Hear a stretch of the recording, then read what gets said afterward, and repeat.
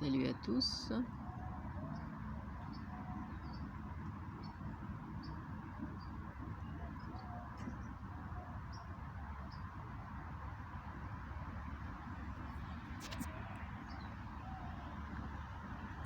Alors j'essaie de pas boucher l'entresson là. Bon, c'est la 4e prise. Je commence un truc et puis je m'égare. Il faut que je me concentre sur juste un sujet. Mais comme tout est lié, je pars dans des... oh là là. J'essaie de rester un peu concentré sur la même chose. Voilà. Et je voulais en fait vous parler de Philippot qui aujourd'hui prend une place de plus en plus grande dans l'opposition. Et c'est une opposition, en plus il a le champ libre. Il a le champ libre dans toutes ces l'opposition soi-disant gouvernementale, tous ces partis, que ce soit le FN, la France Insoumise, les Verts, la gauche de la gauche, le NPA, tout ça, il n'y a plus rien, aucune opposition, aucune. Est-ce que, bon, certainement que les médias ne parlent pas, mais en même temps, elle n'existe pas. Elle n'existe pas, on ne voit aucun opposant, surtout de cette extrême gauche, parler des restrictions que l'on subit, non. En fait, j'ai l'impression que ce sont les premiers à accepter toutes ces mesures et nous avons tous vécu la même chose, de la même façon, je ne pense pas, mais que c'est l'opposition qui a amené à plus de restrictions. Voilà, qui a demandé les masques, qui a demandé les tests, qui a demandé le confinement, voilà. Alors que ce gouvernement qui ne voulait pas, entre toc toc comme ça là, toc toc entre guillemets, ne voulait pas de tout ça. Donc on a assisté à un jeu. Moi, c'est comme ça que j'ai vu les choses. Un jeu du bon flic et du méchant flic. Good cop and bad cop. Et aujourd'hui, on est dans des situations, mais une léthargie, une situation complètement folle, complètement où les gens stagnent, où on nous annonce une économie qui commence à bouger, ou que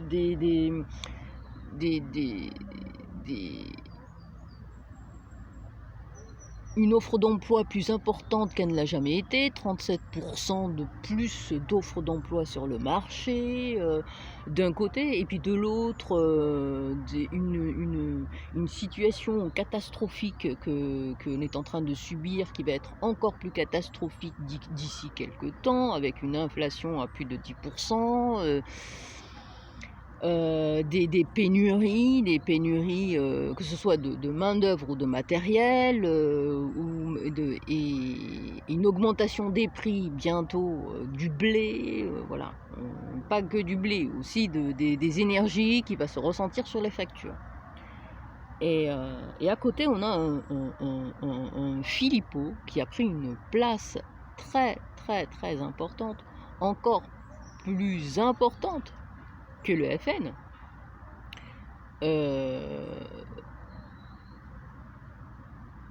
et qui dans les sondages est donné. Non, il n'est pas donné, je pense pas qu'il a été donné. Par contre, oui, j'ai vu un sondage où on donnait Macron au premier tour, élu avant Le Pen. Extraordinaire, malgré tout ce qui s'est passé depuis pratiquement maintenant 5 ans. On entre dans la 5e année de cette marche vers le nouvel ordre mondial, En Marche. Et ils sont en marche, et là ils courent. Là, il court vers quelque chose qui est prévu depuis longtemps, mais les gens ne bougent pas. Voilà, c'est ça. Et ces gens qui ne bougent pas, bougent encore moins avec cette opposition qui n'est pas, parce que personne ne s'est opposé à toutes ces mesures restrictives. Au contraire, je le répète, ils ont demandé ces mesures restrictives, à part Philippot, qui se débrouille très bien, qui est très informé sur... il est pratiquement demandé sur tous les médias, qui aujourd'hui a autour de lui énormément de personnes et qui le suivent, qui au début de ces restrictions, ils étaient qu'à 50 ou un truc comme ça, et c'était par rapport au port du masque. Et aujourd'hui, ils sont, j'en sais rien, beaucoup. Moi, en tout cas, je crois que je sais même pas si j'ai fait la première ou la deuxième. Je sais pas quand est-ce que j'étais à Paris. Je crois que c'était en juillet que j'étais à Paris. Ouais. Et et là, il y avait énormément de gens. C'était pas la seule manifestation. Il y a toujours une manifestation menée plus ou moins par les Gilets jaunes qui sont réapparus, hein, qui sont toujours là, hein, toujours là. Et en attendant, ça ne bouge pas. C'est beaucoup de bruit pour rien, comme d'habitude. Mais c'est pas le même type de population. On a une population qui d'habitude ne sort pas manifester et qui est sortie manifester et qui pour eux est très important d'être là, ce que je comprends pour montrer, mais ce qu'ils ne comprennent pas, c'est que ça ne sert plus à rien. Et que ceux qui réfléchissent un peu savent que la seule chose qui reste, c'est une action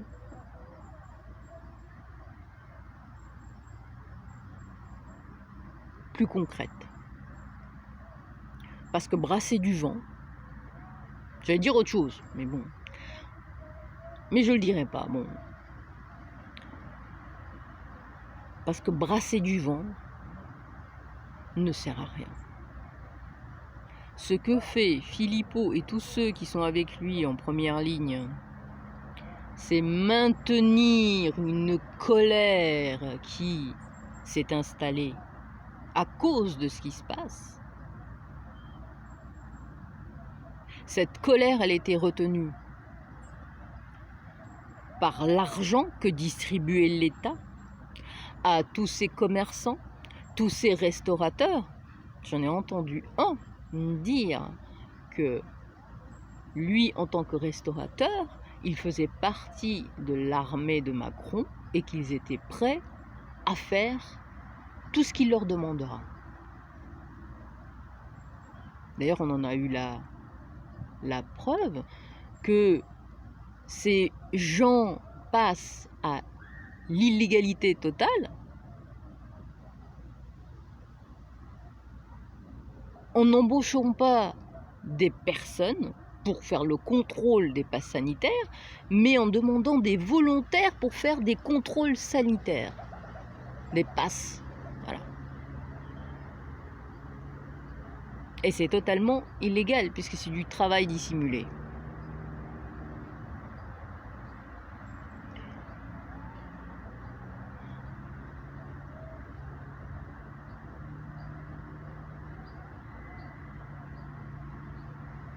Et Philippot, chaque semaine, il y met tout son cœur, toute son énergie à garder ces millions, c'est pas, voilà, désolé, de personnes. Il y a des milliers de personnes, évidemment, dans toute la France. On vous dit que, bon, il n'y a que 200 000, 300 000, voire 400 000 personnes. Euh...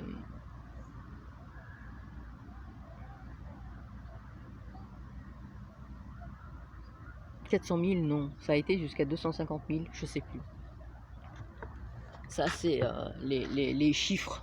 C'est les chiffres dans toute la France. Alors que bon, dans tout Paris, je ne pense pas, vu toutes les manifs qu'il y a à Paris et le nombre de personnes par manif, je ne pense pas qu'il y ait eu dans les rues que 250 000 en France. Voilà, c'est beaucoup plus nombreux. Pas autant qu'il devrait, mais beaucoup plus nombreux. Philippot, lui, il est là pour garder cette colère. Cette colère, les premiers temps, les gens se sont laissés bercer. Bon, on dit, oh, attends, on sort pas, on joue le jeu. Mais après un moment,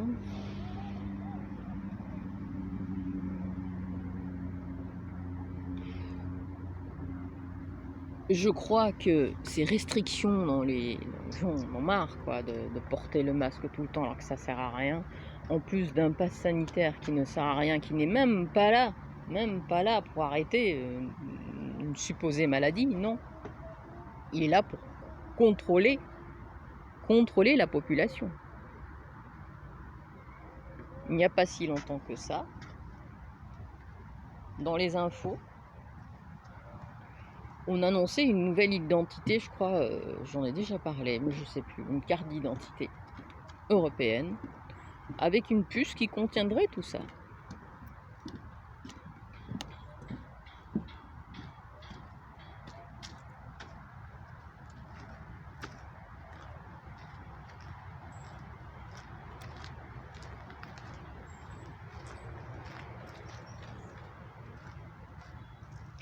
Et je sais que je dis rien, mais là je suis en train de réfléchir sur...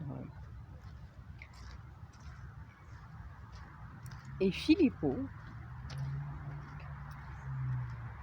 son rôle, parce qu'il fait partie du système pour moi, est de maintenir les gens dans cette léthargie, comme pour les gilets jaunes, où on a baladé tout le monde. Au début, ce mouvement se retrouvait essentiellement aux Champs-Élysées, pour aller à l'Élysée, pour aller dans les lieux où se tient le pouvoir. Et petit à petit, il a été infiltré, puis on a baladé les gens. Voilà, on a baladé pour que les gens... On a baladé pour que les gens restent. On les a baladés dans tout Paris. Les ronds-points sont restés les ronds-points. Mais le reste s'est fait balader. Ce qui se passe aujourd'hui, c'est qu'on les balade tous les samedis. C'est tellement peu important que l'on ne peut pas tout arrêter. Tout arrêter. Je comprends qu'il y ait des gens qui ne peuvent pas tout arrêter. Ils ne sont pas prêts. Ils ne sont pas prêts à ne plus manger, à ne plus amener à manger à leurs enfants. Ils ont trop peur d'avoir faim. Parce que la plupart des gens ne savent pas ce que c'est que d'avoir faim. Ou ont oublié et veulent oublier. Alors que le principe... Alors que l'expérience que nous vivons tous individuellement, notre cheminement, il est là pour ne pas être oublié, pour savoir ce que c'est.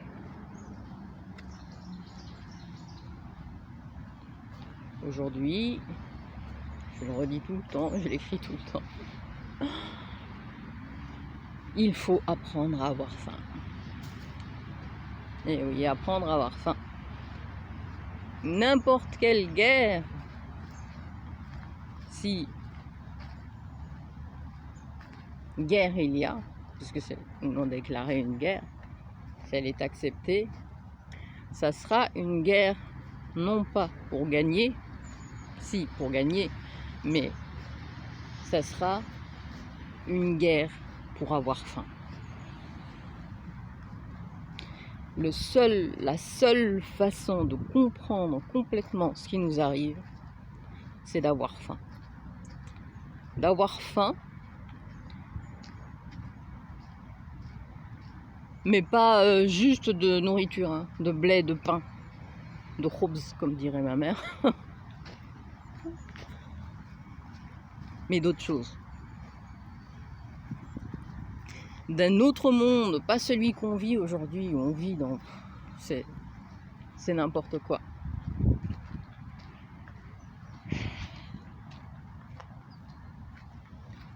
Et ça, très peu de gens sont prêts à abandonner, sont prêts à abandonner tout ce qui leur donne ce confort-là. Leur téléphone,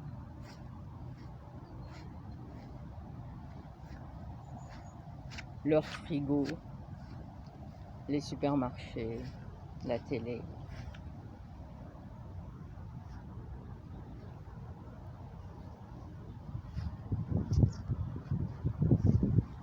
Eh oui, on en est là.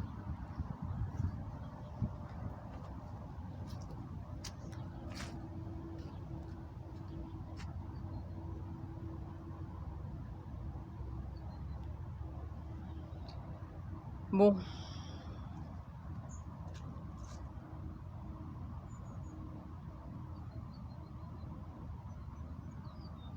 Dégoûtant.